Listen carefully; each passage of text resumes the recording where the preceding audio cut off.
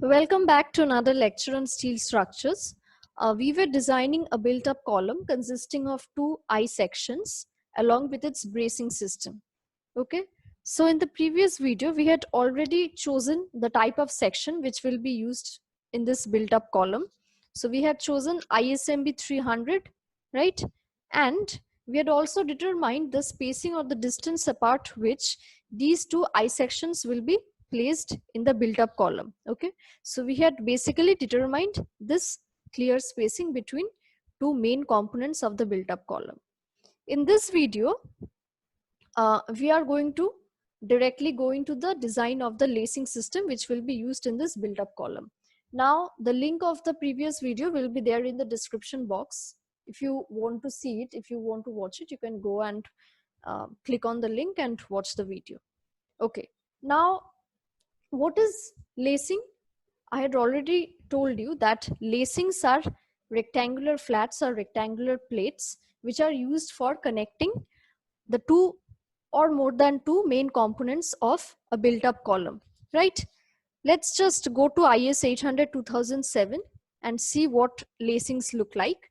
So the first two pictures show you a single lacing system, and the second two pictures is that of a double lacing system. As you can see, these rectangular flats, they have an inclination, right? These inclined rectangular flats are used for connecting the main components of the main members of a built-up column. Okay, this is a single lacing system because the rectangular flats are provided along two planes. Okay, this is one plane and this is the other plane. And in case of double lacing system, the rectangular flats have been provided in along four planes. This plane, this is another plane, right? This is one plane and this is another plane. Clear? Now, when we are designing lacing system, what we have to do, we have to first we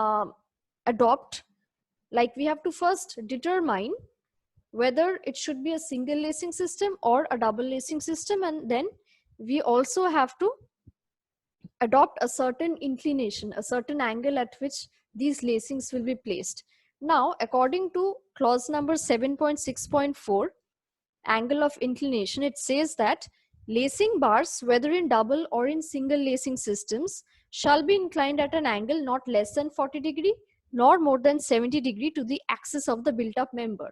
So what is the range of this angle? The range of this angle is 40 degree to 70 degree. With respect to what? With respect to the axis of the built-up member. Now, this is the built-up member and the axis of the built-up member will run vertically through this, right? So the vertical axis is your axis of the built-up member. Let's go back to the design problem.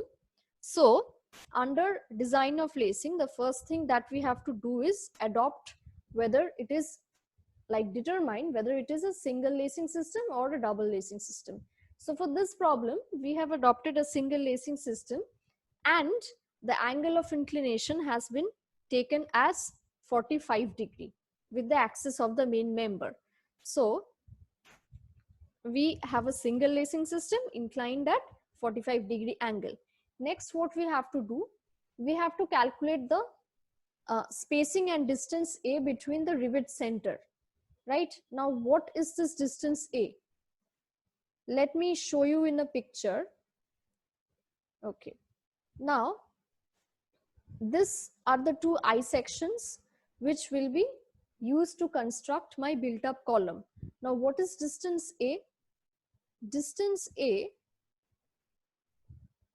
will be measured from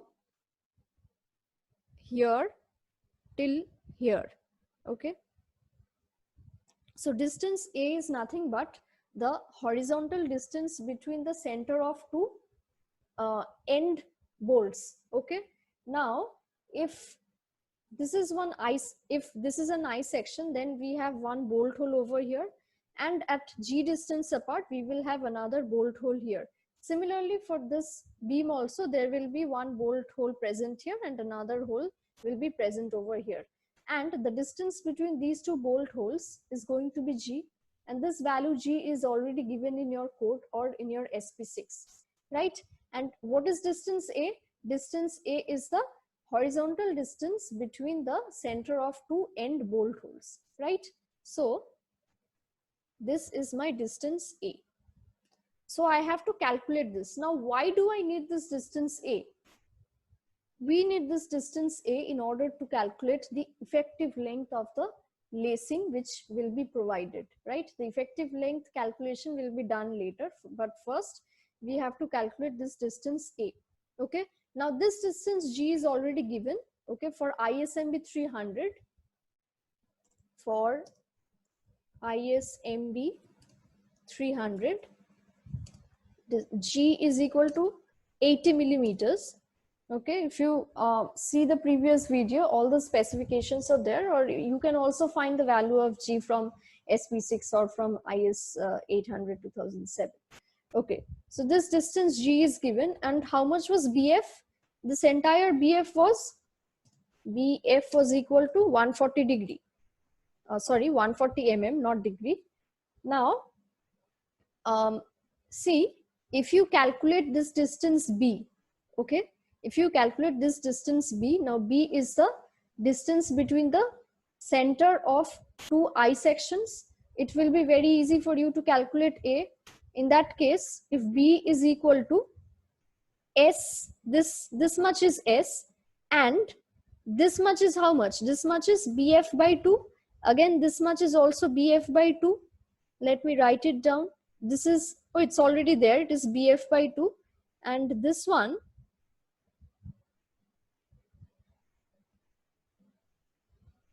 is also BF by 2. Right? BF by 2. So how much is capital B? Capital B is equal to S plus BF by 2 plus BF by 2. Very simple. And how much will be A? A is going to be equal to, A is equal to this distance B, this entire distance B, okay, B plus how much? Now see, from here to here it is G by 2, okay. If the entire distance between two bolt holes is G, then half of it is going to be G by 2. So B plus G by 2, and again we have the same eye section here. So here also we are going to get another G by 2 distance. So plus G by 2. Very simple. So A is equal to how much? A is equal to, from here to here, B plus G by 2 and plus another G by 2. That's it. Very simple. So you calculate it. Let me just clear all the drawings.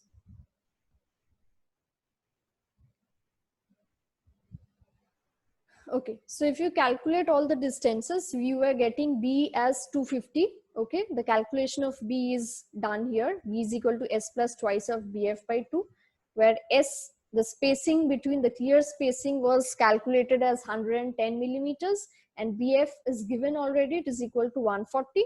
So B is equal to 250 millimeter, and the distance G was given as 80 millimeter. So you calculate A to be 330 millimeters.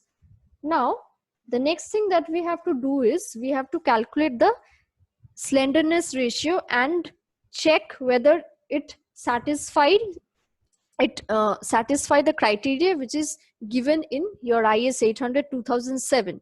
Okay, now let's go to the code and check the specifications, right? So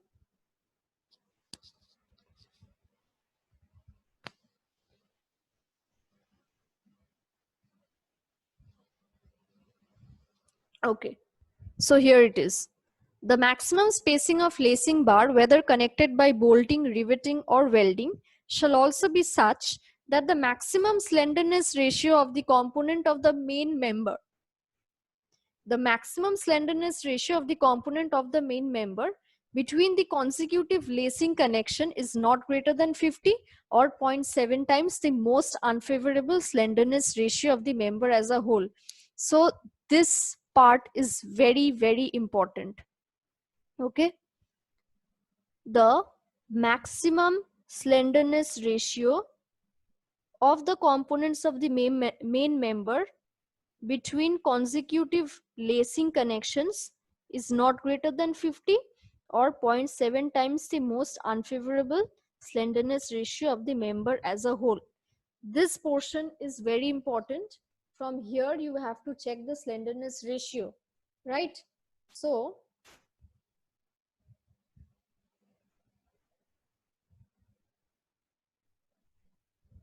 let's go back to the problem. Okay, so what did it say? It said that, let me just write it in brief, the maximum slenderness ratio,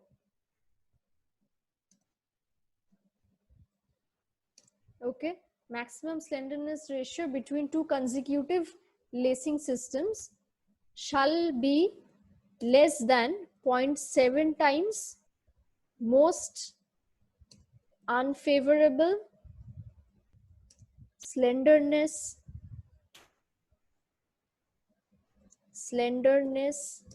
ratio or 50.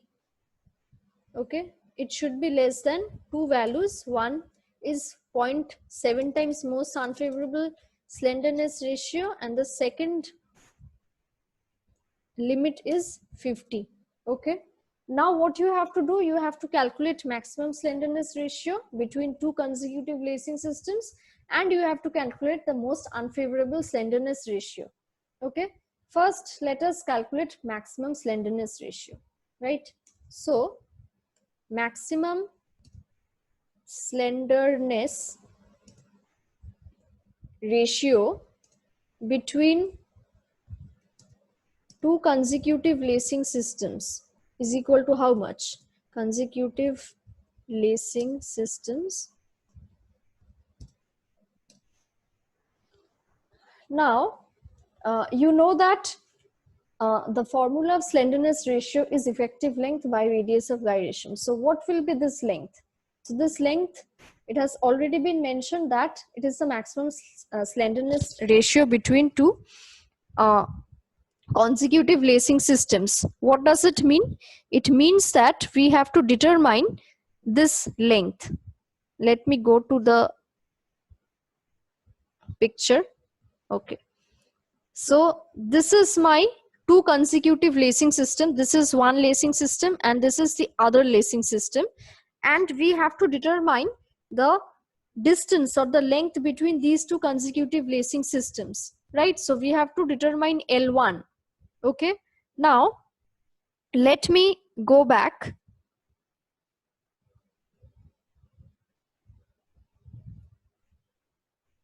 Okay, another thing you can see, if this distance is L1 and if we draw another line from here, from the middle, then what will you have? Then you can say that this distance from here to here, is how much? See, we are drawing a line from the middle of these two consecutive lacing systems. So this length will be how much? It is going to be L1 by 2. L1 by 2, right? Okay, now we'll go back to the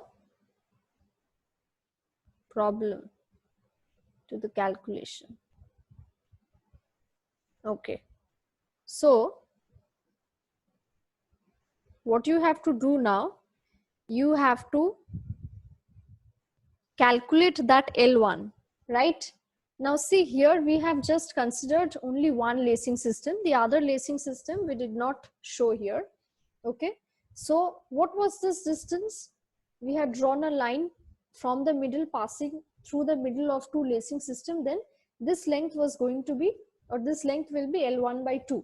Now we have already determined the value of A. A is equal to 330 millimeter, and this is the measure of the horizontal distance between the two end bolts. Okay, now we have A and this much is L1 by 2, and we know that this angle is 45 degree. Okay, this angle here is 45 degrees. So obviously if this angle is 45 degree, this angle will also become 45 degree, right? And now if you consider a rectangle, a right angle triangle. Now if this is my right angle triangle,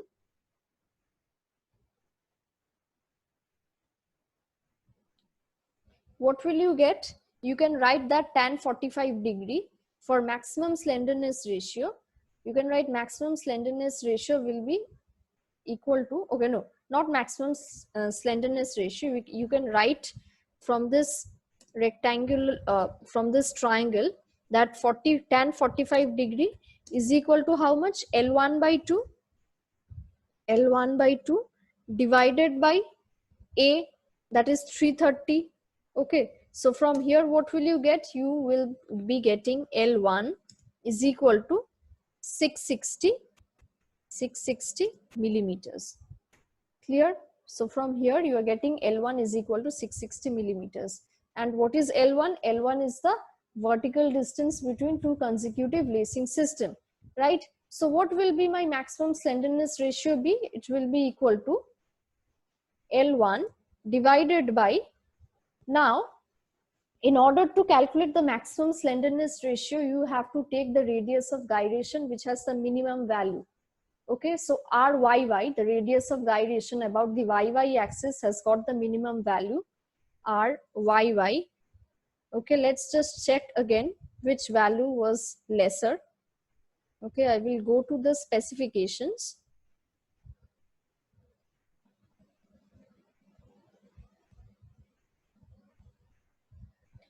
Now you can see that, see, RYY is 28.4 millimeters and RZZ is equal to 123.7 millimeter. Now in order to find the maximum slenderness ratio, you have to divide the effective length between two consecutive lacings by the minimum value of radius of gyration, which is equal to RYY. So L1 by RYY is going to be equal to how much? This one is going to be equal to, L1 was 660 millimeters and RYY is 28.4 millimeters. Clear? So you calculate this and you will be getting, this value as, let me go back to where I was.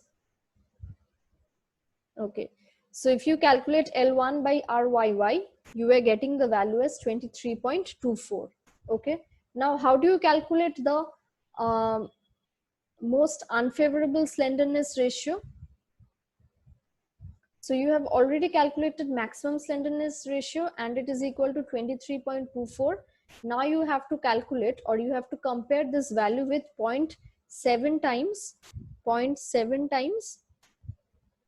most unfavorable slenderness ratio.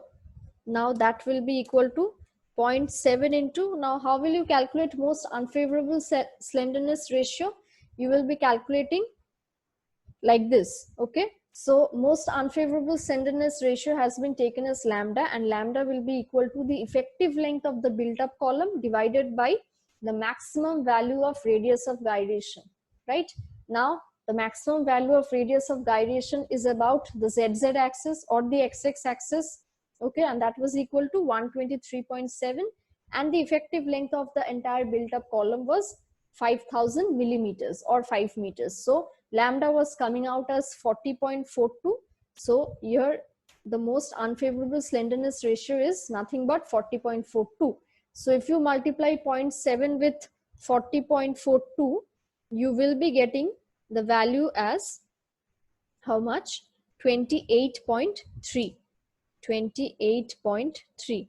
So your maximum slenderness ratio between two consecutive lacing column was coming out to be how much? 23.24. So obviously this value, 0.7 times most unfavorable slenderness ratio, is clearly greater than this 23.24, and also this value is again, okay, I will just write it here, this value is greater than 23.24, and another limit was 50. So 50 is again greater than 23.24. Hence, what you can say that the lacing system which you have chosen for your built up column is appropriate, and it is already safe in terms of its slenderness ratio. Clear? Okay. Now we will be going to the next part. Okay, so step 4 will be the calculation of the effective length of lacing. Now, what is the effective length of lacing? Let's find out. The effective length of lacing is the inclined angle of the lacing system, which means that if you draw a line perpendicular,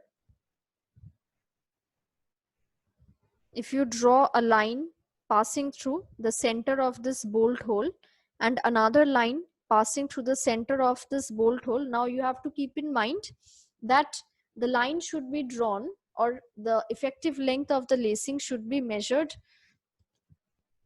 as the distance between the center of two end bolts or two rivet holes, right? It should always be measured with respect to the center of two end rivets or end bolts. Keep that in mind. So you draw a line through the center of the end bolt, okay, on one component, and you draw another vertical line through the center of the end rivet or the end bolt hole of the other component. And if you measure this inclined distance between these two center lines, okay, so this will become your effective length of lacing.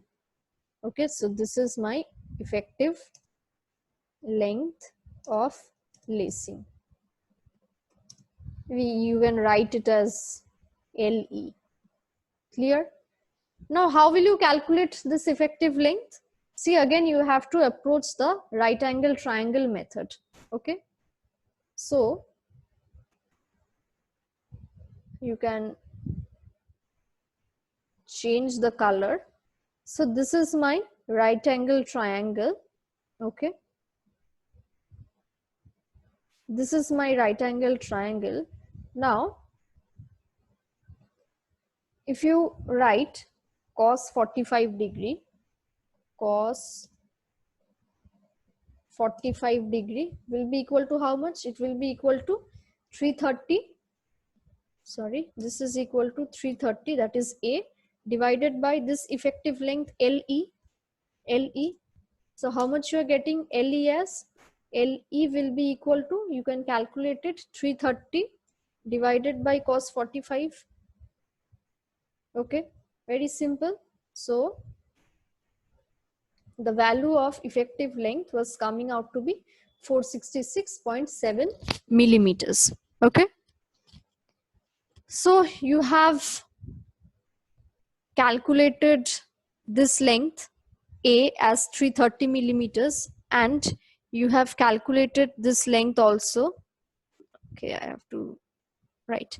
Now this length was also calculated as how much? 466.7 millimeters. This is a very essential or very important parameter of the lacing, right?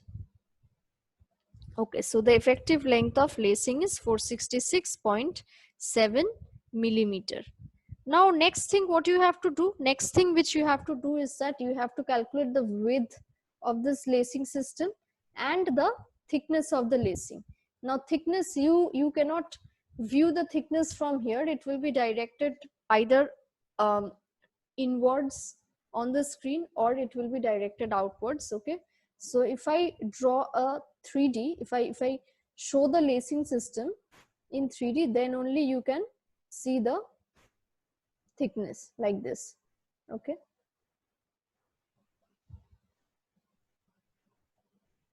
so this is how the thickness will look like. So next thing what you have to do, you have to determine the width of the lacing and the thickness of lacing. Now let me clear all the drawings. Let's go to IS 800 2007, and certain specifications are given. Okay, so see, In clause number 7.6.2, we have width of lacing bars. In bolted or riveted construction, the minimum width of lacing bar shall be 3 times the nominal diameter of the end bolt or rivet. So it is saying that the minimum width of the lacing should be at least 3 times the dia of the bolt. Now, in order to determine the width of the lacing, we have to first determine the dia of the bolt or the rivet with which we are going to make the connections. Okay. So we are assuming the bolt dia as 16 millimeters. This is an assumption, and based on this, if we multiply 16 with 3, we are getting the minimum width of lacing as 48 millimeters. Now we will just slightly increase this value. Okay, we are adopting the width of lacing bar as 50 millimeters, and for thickness also certain specifications are given. It says that the thickness of flat lacing bars shall not be less than 1/40th of its effective length for single lacing and 1/60th of the effective length for double lacing. So for single lacing system,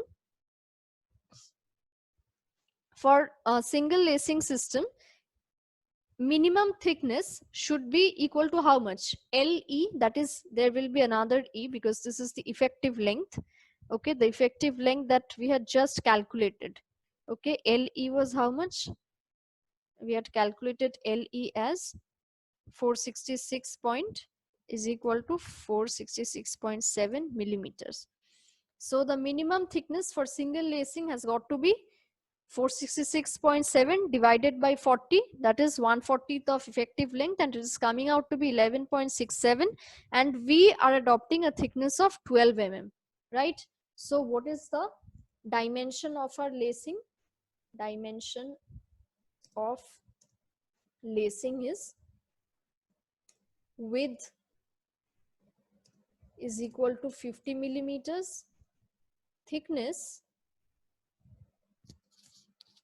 T is equal to 12 millimeters, and we have the effective length is equal to how much?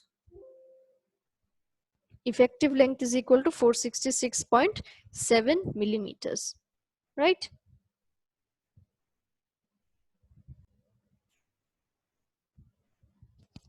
All right. The next thing that we have to do is that we have to again check the slenderness ratio for this lacing flat, that is this rectangular flat, right?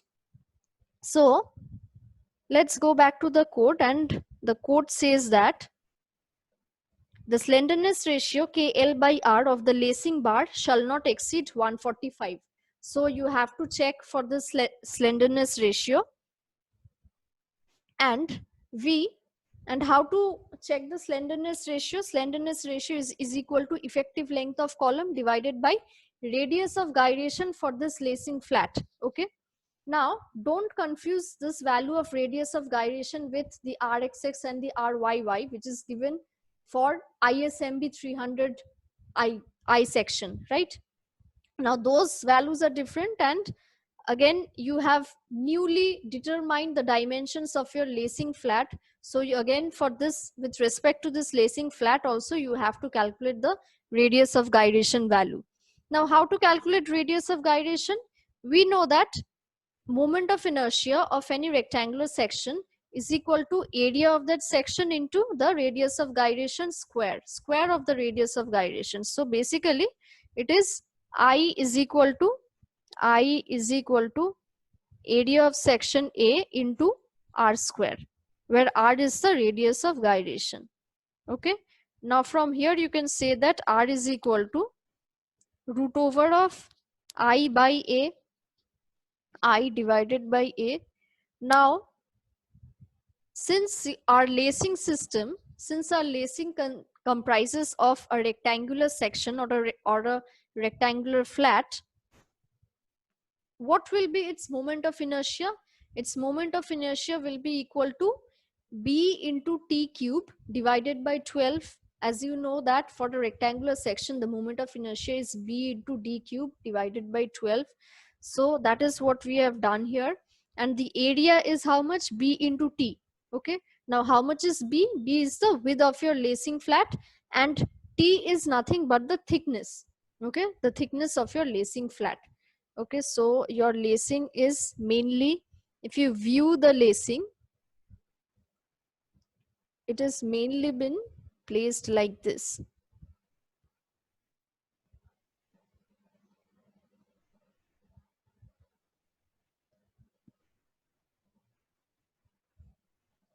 Okay, and this is the axis about which you have to determine the moment of inertia and the radius of gyration, right? So this is how my lacing flat is there. Along this direction we have the effective length. So this is nothing but the effective length value. Clear? So if you are calculating moment of inertia about the y axis, it will be equal to 50 into 12 cube divided by 12, and the area is nothing but 50 by 50 into 12. So if you simplify this expression, you are getting Ryy as T by root over of 12. Now to calculate slenderness ratio, you have to divide the effective length of column, this value effective length, divided by this radius of gyration about the vertical axis. So that is equal to T by root over of 12. So LE is 466.7 and into root over of 12 divided by 12 is coming out as 134.72. Now this value is clearly less than 145. Okay, so what you have, you can say that the lacing bar which you have adopted, the lacing system which you have adopted is satisfying the criteria for slenderness ratio. Okay, so I want to end this video here, but we also have to check whether this lacing is satisfying, or it is enough to take the compressive loads and the tensile loads which are acting on the built up column or not.